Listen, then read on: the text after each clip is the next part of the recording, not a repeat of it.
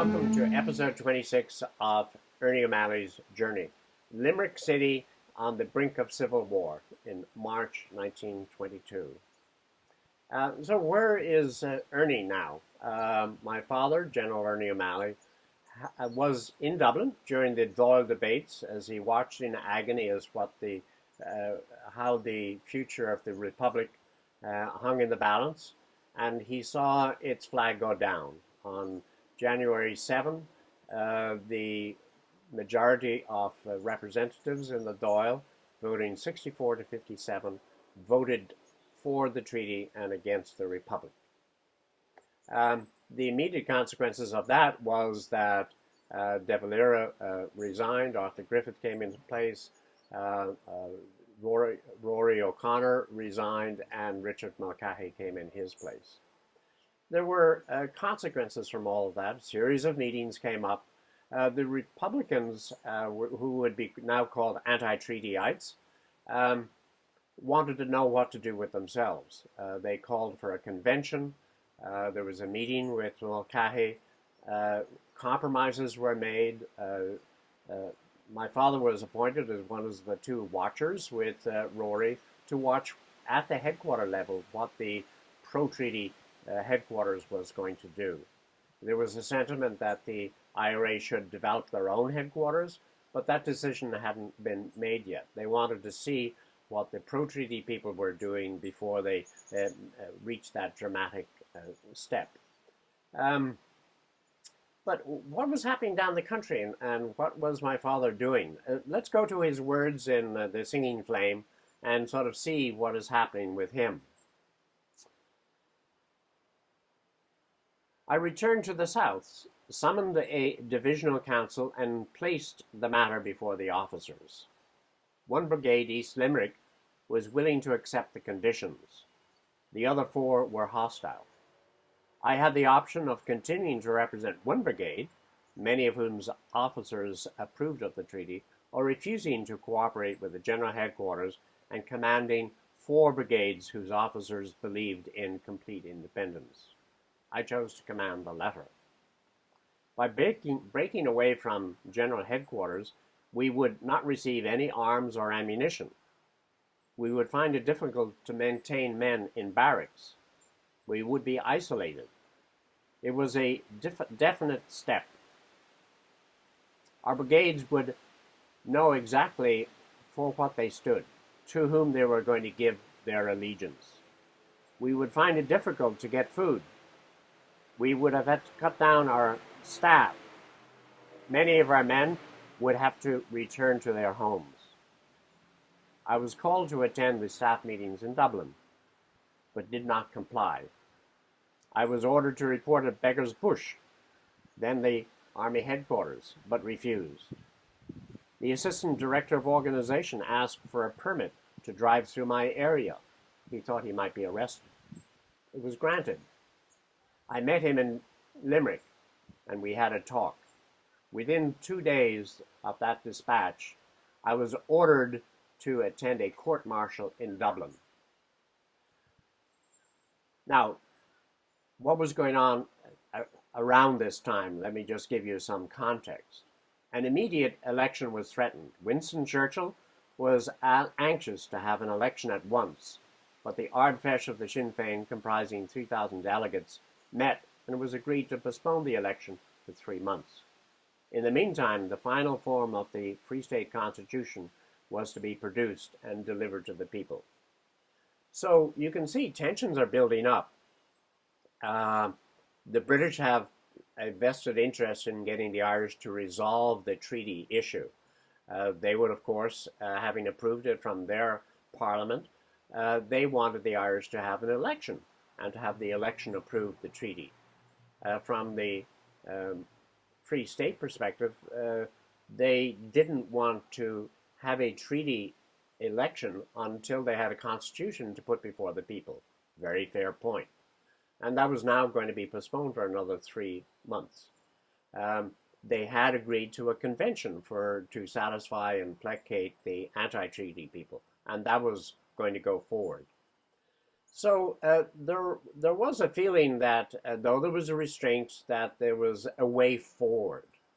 Um, However, you can see the dissent here, which is my father, Ernie, refuses to participate in the agreed plan, which was there were supposed to be watchers at the headquarters to watch what they were doing. That was very frustrating for him because he wanted to be with his men and to see what was happening on the ground rather than spending time as a secretary listening in on meetings. And this came to a head because there had been a plan that the British evacuate Ireland, and it had started very quickly. Right after the negotiations and the approval of the treaty on the 14th of January, the Dublin castle, the epitome of what the British stood for in Ireland, their administration, was handed over to the Free State government on the 16th, 2 days later. And so there was an expectation that the British would be removing themselves from Ireland sooner rather than later. Now, in all due deference, that was a difficult maneuver. There were over 50, 60,000 troops to be withdrawn in an orderly manner. New troops had to perhaps replace where they had been given by each of the sections of the Irish army. So a deal had been made within the structure of the Irish that whoever was in charge of an area would get the keys to those particular barracks. It had happened in Dublin, and down in Clonmel, which is the major city in Tipperary, where Ernie's loyal men were and where his headquarters was of the 2nd Southern Division, nothing was happening. And so by the end of February, on February 26, he and his men raided the British barracks at Clonmel and at least took their arms. They didn't want the British to walk off with those arms. They didn't want the Free State possibly to come in and get them. And so he secured the arms. So he was sort of executing on the principle that had been agreed. Soon after that, there was an issue of Limerick. And Limerick came up because Michael Collins had, knowing how important Limerick was, there were 4 major cities in Ireland, apart from Belfast, which was now out of the picture. There was Dublin, Limerick, Athlone, and Cork. And so each of those facilities had significant British troops, but also armaments and buildings. And it was critical that from the pro-treaty side, that they acquire those buildings before the anti-treaty people acquire them. And so that maneuver occurred. Michael Brennan was sent in by Michael Collins and took over Limerick City British barracks as the British evacuated. And so there were pro-treaty troops already in the city when my father heard about it. This caused him great frustration because he had thought that they were going to accept the principle of giving the keys over to him. So what he did was he immediately surrounded Limerick, got his loyal troops, the anti-treaty groups, from Cork and Kerry and Mayo and from the east, and surrounded the city. So clearly there was going to be something happening here. He went into the city, and let me read what he heard from some of the people. "We thought we were going to Dublin, to Beggar's Bush Barracks," this gentleman said. "Then we found ourselves in the castle barracks here in Limerick. Some of us did not like to come into your area. The others did not mind. They said that you are all rebels and that the general headquarters is going to have its authority recognized in Limerick. We don't want trouble," I said, "but the troops in the castle and the Strand will have to leave." I asked for the names of the Dublin officers. He gave them to me. I inquired about strengths. He told me the positions of the sentries, of the machine gun posts, the strength of the guardroom, the situation of the officers' quarters. He seemed anxious to give information. He drew rough sketches for me. "Are you willing to help?" I said. "I am," he replied. "I'm a Republican." How do you return to barracks?" "I have leave later. I knock at the front gate. One of the sentries opens it. I flash a light from my lamp and I get inside." "Are you willing to get leave tomorrow night?"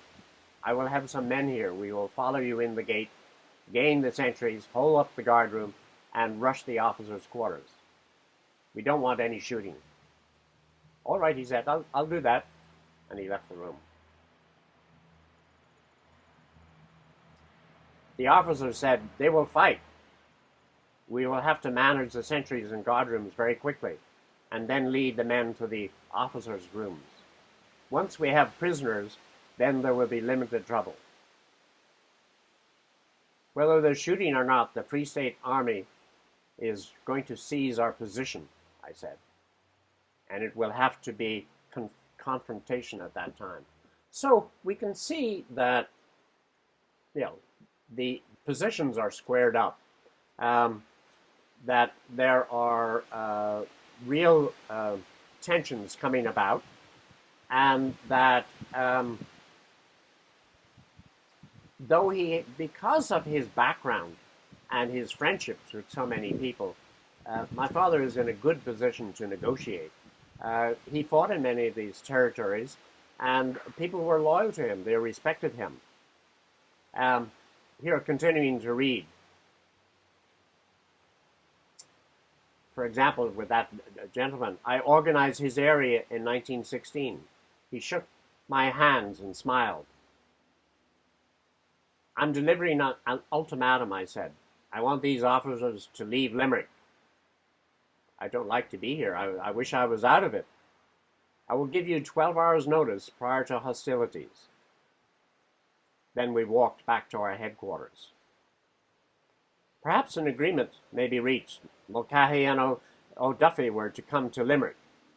If we don't act soon, we will have to take important positions in Ireland, Dublin, Athlone, Limerick, and our men will grow tired of inaction. I cannot help you," he reported, "but I hope that there will be no fighting." So there you really see the tee-up in terms of the relationship of what the men felt like. There was tension and yet cooperation. Restraint, that some of those people who were pro-treaty recognized the principle that the anti-treaty people should have taken over Limerick. Now, what's actually happening on the anti-treaty side is another story, because as Ernie is taking over the buildings in Limerick, he's in correspondence on a daily basis with Rory O'Connor, who's sort of the nominal head of the anti-treaty period. And I'd like to share with you some of the communications back and forth, which are meaningful because you get a sense of the immediacy of the role which they're in, and the predicament in which they're in.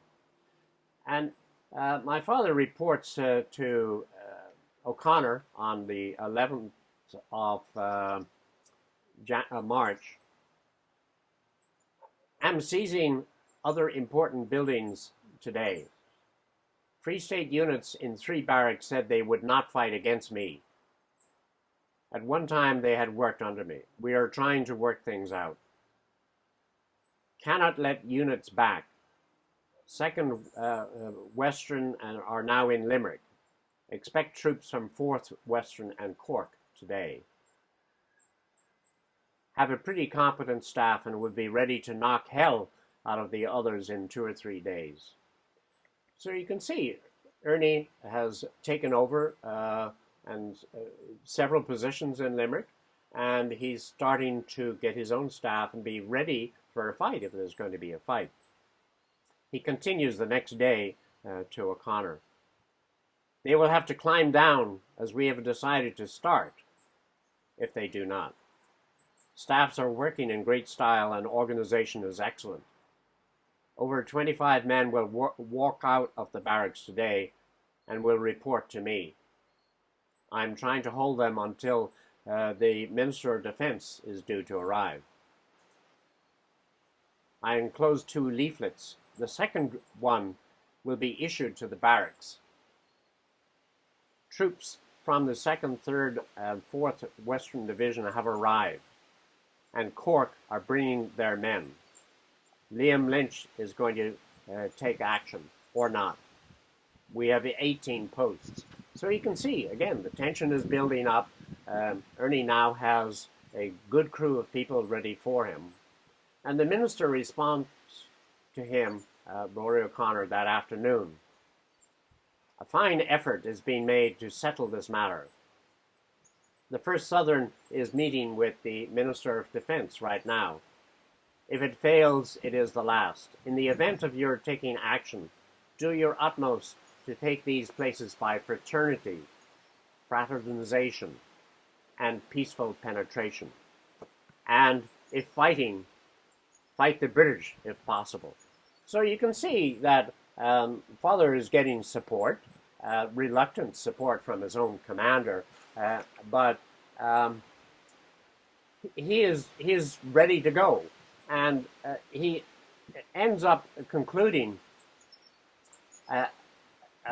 in going back to the Singing Flame as what happens at this point. The Mayor of Limerick invited the castle officers to meet, some of us at lunch. We all ate well, but there was no result. I required immediate evacuation. That meant to remain in the city. The British armoured cars patrolled up and down, as did the armoured cars from Castle Barracks. Liam Lynch was asked to negotiate, and he came to Limerick, sent by Mulcahy. He met with officers from either side, together and individually. Finally, no agreement was reached on March 12th. All the Mulcahyites were to evacuate the city and hand over the barracks to me. All my men were to leave Limerick, save the garrison that I would put in the Castle and Strand barracks. We had won without firing a shot. We had maintained our rights. The Connaught men departed to the Western Divisions. Boys who had come from different parts of the company, outside of their command, without the authorization of their officers, left regretfully for their areas. The barracks were occupied by a small group of guard of Limerick men. I watched the Mulcahyites leave the city. A company of the East Limerick Barrack, formerly members of our division, were the last to leave. They hung around. They did not want to go. They knew that the Tipperary men were still in the city, and they thought of delaying so that they would be the last to march out. That would make the defeat less bitter.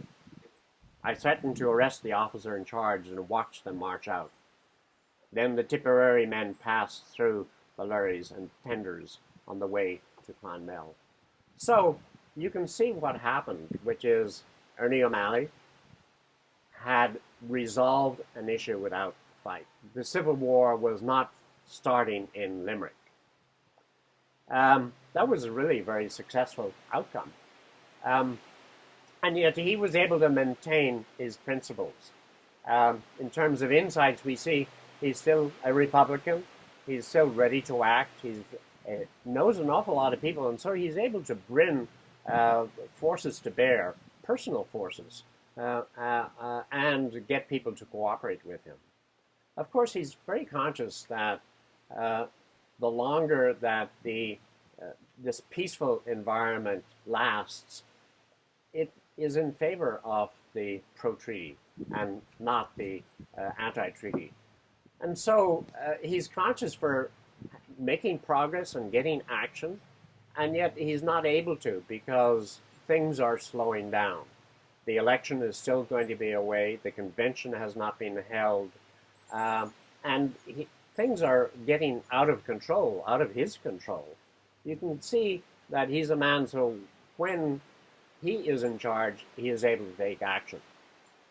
He's still not politician. He's still the Republican.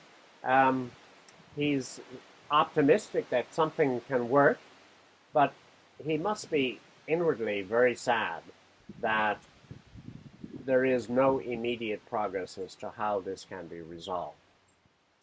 Join us next time for the IRA takeover of the forecourts, yet another step on the way to civil war.